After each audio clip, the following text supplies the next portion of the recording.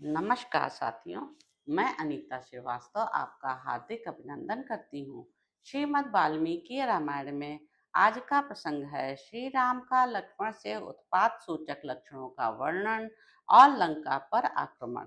उत्पात सूचक लक्षणों के ज्ञाता तथा लक्ष्मण के बड़े भाई श्री राम ने बहुत से अपशकुन देखकर सुमित्रा कुमार लक्ष्मण को हृदय से लगाया और इस प्रकार कहा। लक्ष्मण, जहाँ शीतल जल की सुविधा हो और फलों से भरे हुए जंगल हो, उन स्थानों का आश्रय लेकर हम अपने सैन्य समूह को कई भागों में बांट दें और इसे व्यूहबद्ध करके इसकी रक्षा के लिए सदा सावधान रहें। मैं देखता हूँ समस्त लोगों का संहार करने वाला भीषण भय उपस्थित हुआ है, जो रीछों, वानरों और राक्षसों के प्रमुख वीरों के विनाश का सूचक है। धूल से भरी हुई प्रचंड वायु चल रही है, धरती कांपती है, पर्वतों के शिखर हिल रहे हैं और पेड़ गिर रहे हैं। मेघों की घटा घिर आई है, जो मांसभक्षी राक्षसों के समान दिखाई देती है। वे मेघ देखने में तो क्रूर हैं ही, इनकी गर्जना भी कठोर है। ये क्रूरतापूर्वक रक्त की बूंदों से मिले हुए जल की वर्षा करते हैं। यह संध्या लाल चंदन के समान कांति धारण करके बड़ी भयंकर दिखाई देती है। प्रज्वलित सूर्य से ये आग की ज्वालाएं टूट टूट कर गिर रही हैं। क्रूर पशु और पक्षी दीन आकार धारण कर सूर्य की ओर मुंह करके दीनतापूर्ण स्वर में चीत्कार करते हुए महान भय उत्पन्न कर रहे हैं। रात में भी चंद्रमा पूर्णतः प्रकाशित नहीं होते और अपने स्वभाव के विपरीत ताप दे रहे हैं।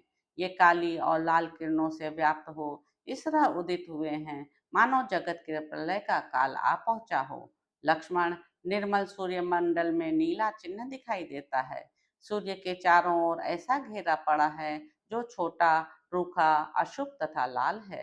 सुमित्रा नंदन, देखो, ये तारे बड़ी भारी धूल राशि से आच्छादित हो हतप्रभ हो गए हैं, अतएव जगत के भावी संहार की सूचना दे रहे हैं। कौवे, बाज, अगद, गीद चारों ओर उड़ रहे हैं और सियारने अशुभ सूचक महाभयंकर बोली बोल रही हैं। जान पड़ता है वानरों और राक्षसों के चलाए हुए शिलाखंडों, शूलों और तलवारों से यह सारी भूमि पट जाएगी तथा यहाँ बांस और रक्त की कीच जम जाएगी। हम लोग आज ही जितनी जल्दी हो सके इस रावण पालित दुर्जय लंगड़ी लंका पर समस्त वानरों के साथ वेग पूर्वक धावा बोल दें। ऐसा कहकर संग्राम विजयी भगवान श्री राम हाथ में धनुष लिए सबसे आगे लंकापुरी की ओर प्रस्थित हुए। फिर विभीषण और सुग्रीव के साथ वे सभी श्रेष्ठ वानर गर्जना करते हुए युद्ध का ही निश्चय रखने वाले शत्रुओं का वध करने के लिए आगे बढ़े। वे सबके सब रघुनाथ जी का प्रिय करना चाहते थे।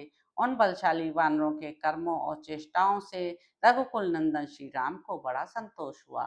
तो इस प्रकार साथियों, युद्ध कांड में निहित 23वां सर्ग यहाँ पर समाप्त होता है। इसके अगले अंक में आप जानेंगे कि श्री राम का लक्ष्मण से लंका की शोभा का वर्णन करके सेना को व्यूहबद्ध खड़ी होने के लिए आदेश देना, श्री राम की आज्ञा से बंधन मुक्त हुए शुक का रावण के पास जाकर उनकी सैन्य शक्ति की प्रबलता बताना और रावण का अपने बल की डींग हाँकना। तो अब आपसे अगले अंक में मुलाकात होगी। मेरे YouTube चैनल संवाद विद अनीता को लाइक करें, शेयर करें, सब्सक्राइब करें। धन्यवाद साथियों।